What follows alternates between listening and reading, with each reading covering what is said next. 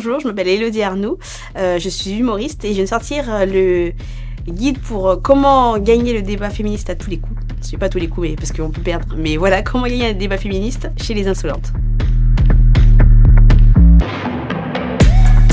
C'est Franchisure qui a fait l'illustration.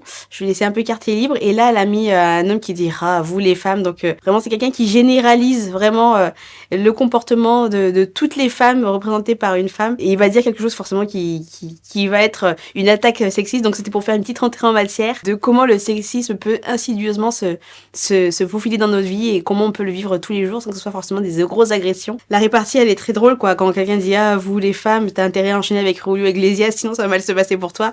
C'est une très bonne répartie. Sinon, on peut dire que vous les hommes, il y a pas de... C'est bizarre de généraliser comme ça.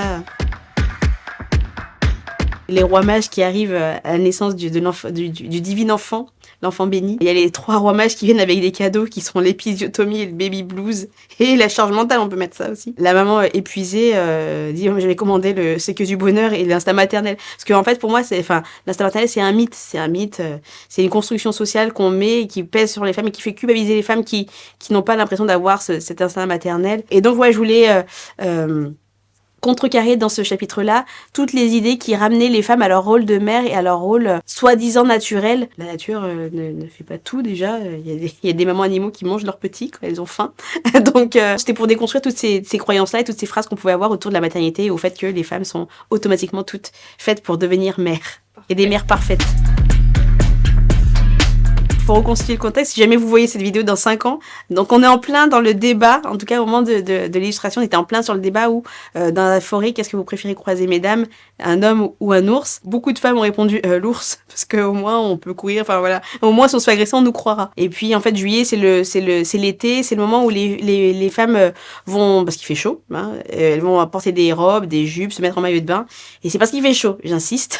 Parce qu'il fait chaud et pas parce parce qu'on est des putes, voilà, parce qu'en fait les hommes vont se dire ah là là, elle fait vraiment tout pour nous plaire. Ah non, c'est juste qu'il fait très très chaud. C'était pour montrer que l'été aussi on a des injonctions par rapport à notre corps, qu'on le montre pas, s'il est dans une bonne forme ou pas assez. J'ai regroupé dans ce chapitre-là le mois de juillet, le mois de l'été, tout le sexisme autour du corps, le beach body qu'on doit avoir au mois de juillet, et le fait de se découvrir, on peut avoir des remarques désobligeantes par rapport à notre corps. On se sent vu en juillet. Dans le livre, en fait, je pars sur 2 axes. L'axe pédagogique pour les gens qui posent des questions, parce qu'il y a des questions qui sont là pour vraiment se renseigner. C'est une demande quasiment éducative. Donc j'ai des réponses qui sont pédagogiques pour les personnes qui sont de bonne foi quand ils posent leurs questions.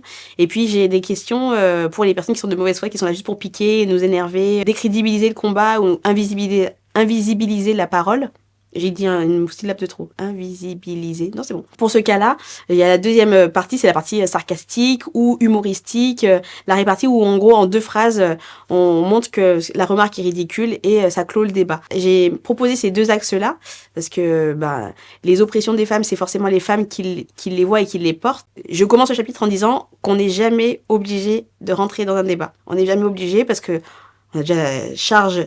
On est quand même, c'est bon, assez chargé, et on est fatigué. Et je sais que par exemple autour de Noël, j'ai beaucoup d'amis qui sont là, non, pas Noël, on va encore se retourner vers moi avec le tonton Roger qui va être lourd en disant on peut plus rien dire. Donc voilà, vous n'êtes jamais obligé de rentrer dans le débat, vous n'êtes jamais obligé de donner une tribune à des gens qui ont des idées opposées à vous. Vous pouvez être fatigué, pas dans la bonne émotion, parce que quand on rentre dans un débat, il faut être armé. Donc je vous conseille le petit livre, et sinon vous n'êtes pas obligé.